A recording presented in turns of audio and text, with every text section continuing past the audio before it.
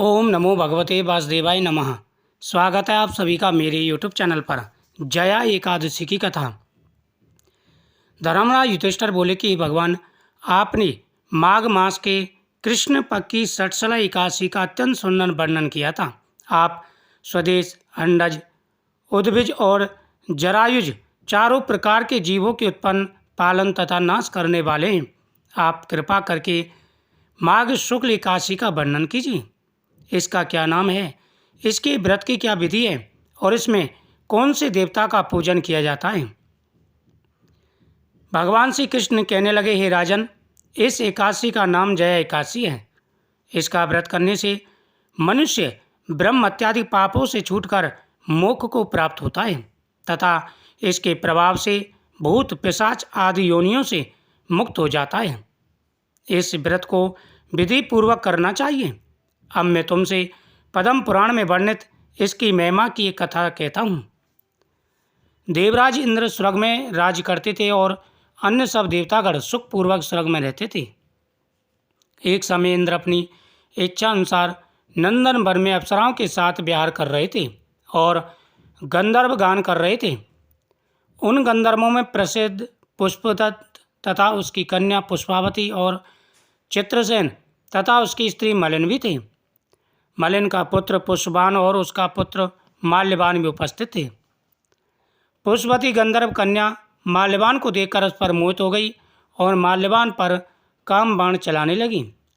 उसने अपने रूप, लावण्य और हाव भाव से माल्यवान को वश में कर लिया। हे राजन, पुष्पवती भी अत्यंत सुंदर थी। अब वे इंद्र को प्रसन्न करने के लिए गान करने लगे, परंतु परस्पर मोहित हो जाने के कारण उनका चित्त भ्रमित हो गया। इनके ठीक प्रकार न गाने तथा ताल स्वर ठीक न होने से इंद्र इनके प्रेम को समझ गए और उन्होंने इसमें अपमान समझा और उनको श्राप दे दिया। इंद्र ने कहा, हे मूर्खों, तुमने मेरी आज्ञा का उल्लंघन किया है, इसलिए तुम्हें धिक्कार है। अब तुम दोनों स्त्री पुरुष के रूप में मृत्युलोक में जाकर पिशाच रूप धारण करो और अपने किए कर्मों का फल भोगो। जब इंद्र ने देखा कि ये दोनों मेरा अपमान कर रहे हैं, मेरी सभा में होकर के भी गलत गायन कर रहे हैं, गायन में रुचि नहीं है, तो इंद्र को क्रोध आ गया और इंद्र ने इनको श्राप दे दिया। इंद्र का ऐसा श्राप सुनकर भी अत्यंत दुखी हुए और हिमाचल पर्वत पर दुखपूर्वक अपना जीवन व्यतीत करने लगे। उन्हें गंध, रस तथा स्पर्श आदि का कुछ भी ज्ञान नहीं था।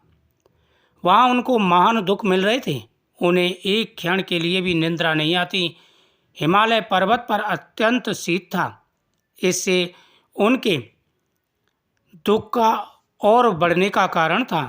यानी यहाँ पर वो हिमाचल पर्वत पर जाकर पिशाच हुए, वहाँ पर बड़ी सर्दी थी और सर्दी में इनकी हालत ख़राब थी, क्योंकि जो पिशाच की योनि होती है बड़ी दुखदाई होती है। उससे तो नरक अच्छा। पिशाच के शरीर पर कपड़े नहीं होते, सर्दी में हालत ख़राब होती है, खा नहीं सकता, पी नहीं सकता, स्थिति बहुत ख़राब रहती है। सर्दी के मारे, शीत के मारे दांत बज रहे थे। एक दिन पिशाच ने अपनी स्त्री से कहा कि पिछले जन्म में हमने ऐसे कौन से पाप किए हैं जिससे हमको यह दुखदायी पिशाच योनि प्राप्त हुई है। इस पिशाच योनि से तो नरक के दुख सहना भी उत्तम है। जब पिशाच ने अपनी पत्नी से कहा कि पता नहीं हमने पिछले जन्म में ऐसे कौन से पाप किए हैं जिसके करने से हमें इतना दुख मिल रहा है, इससे तो हम नरक में चले जाते, वो अच्छा था। यानी आदमी जब दुख पाता है तब भगवान को याद करता है कि हमने ऐसे कौन से बुरे कर्म करे जिसकी वजह से हमें इतना दुख मिल रहा है। उसी प्रकार पिशाच भी अपनी पत्नी से कहने लगा कि पता नहीं हमने कौन से ऐसे पाप कर्म किए जिससे हमें इतना दुख मिल रहा है। इस प्रकार विचार करते हुए वह अपने दिन व्यतीत कर रहे थे। देव योग से तभी माघ मास में शुक्ल पक्ष की जया नामक एकादशी आई। उस दिन उन्होंने कुछ भी भोजन नहीं किया और ना कोई पाप कर्म ही किया, केवल फल फूल खाकर ही दिन व्यतीत किया। और साय समय महान दुख से पीपल के वृक्ष के नीचे बैठ गए। यानी पूरे दिन तो उन्होंने कुछ नहीं खाया, पूरे दिन सिर्फ एक आध फल वगैरह खाया, बाकी निर्जल रहे। और जैसे ही सूर्यदेव अस्त हो गए तो सर्दी के मारे उनकी हालत ख़राब थी। अब वो दोनों पीपल वृक्ष के नीचे बैठ गए। पीपल वृक्ष के नीचे बैठ गए। उस समय सूर्य भगवान अस्त हो रहे थे। उस रात को अत्यंत ठंड थी। इस कारण वे दोनों शीत के मारे अति दुखित होकर मृतक समान आपस में चिपटे हुए पड़े थे। उस रात्रि उसको निंद्रा नहीं आई। हे राजन, जया एकादशी के उपवास और रात्रि के जागरण से दूसरे दिन प्रभात होते ही उनकी पिशाच योनि छूट गई। यानी अनजाने में एकादशी का तो व्रत हो गया उनका निर्जल, और रात्रि का जागरण हो गया, क्योंकि शरीर पर कपड़े नहीं थे और दुख के मारे एक दूसरे से चिपक करके उन्होंने रात्रि व्यतीत की। उनके दुख का कारण तो उनको पता था, कितना बड़ा दुख उन्होंने भोगा, लेकिन इसी के कारण उनकी पिशाच योनि से मुक्ति भी मिल गई, क्योंकि एकादशी का व्रत हो गया अनजाने में। हे राजन, जया एकादशी के उपवास और रात्रि के जागरण से दूसरे दिन प्रातः होते ही उनकी पिशाच योनि छूट गई।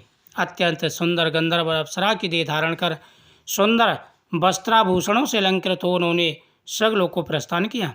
उस समय आकाश में देवता तथा गंधर्व उनकी स्तुति करते हुए पुष्प वर्षा करने लगे। स्वर्गलोक में जाकर दोनों ने देवराज इंद्र को प्रणाम किया। इंद्र इनको पहले रूप में देखकर अत्यंत ही आश्चर्यचकित हो गए। जब वह देवराज इंद्र के सामने गए और देवराज इंद्र को प्रणाम किया तो देवराज इंद्र ने कहा, मैंने तो इसको श्राप दिया था दोनों को, और ये श्राप से किस प्रकार मुक्त हो गई।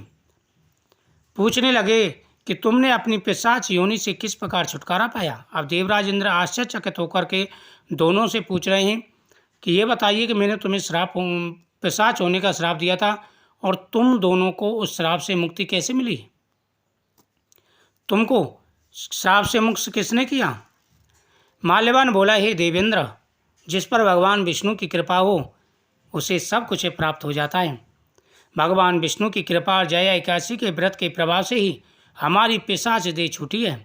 तब इंद्र ने कहा, हे माल्यवान, भगवान की कृपा और एकादशी के व्रत करने से न केवल तुम्हारी पिशाच योनि छूट गई, वरन हम लोगों के भी बंधनी हो गए हो, क्योंकि शिव और भगवान विष्णु के भक्त हम लोगों की बंधनी हैं। हे माल्यवान, तुम बड़े पुण्यवान हो, तुम पर भगवान की विशेष कृपा हुई है और तुम लोग हमारे भी पूजनीय हो गए हो, क्योंकि भगवान शिव और भगवान विष्णु के भक्त हमारे भी पूजनीय होते हैं। भगवान की कृपा और एकादशी के व्रत करने से तुम्हारी पिशाच योनि छूट गई और तुम हम लोगों के बंधनी हो गए हो। अतः आप धन्य हैं। अब आप पुष्पावती के साथ जाकर विहार करो। श्री कृष्ण कहने लगे, हे राजा युधिष्ठिर, इस जया एकादशी के व्रत से बुरी योनि छूट जाती है। जिस मनुष्य ने एकादशी का व्रत किया उसने मानो सब यज्ञ जप दान आदि कर लिए। जो मनुष्य जया एकादशी का व्रत करते हैं वे अवश्य 1000 वर्ष तक स्वर्ग में निवास करते हैं। तो इस प्रकार से इस कथा का श्रवण करें। भगवान हर मनोकामना पूरी करते हैं। धन, सुख, समृद्धि सब कुछ प्राप्त होता है। ओम नमो भगवते वासुदेवाय नमः।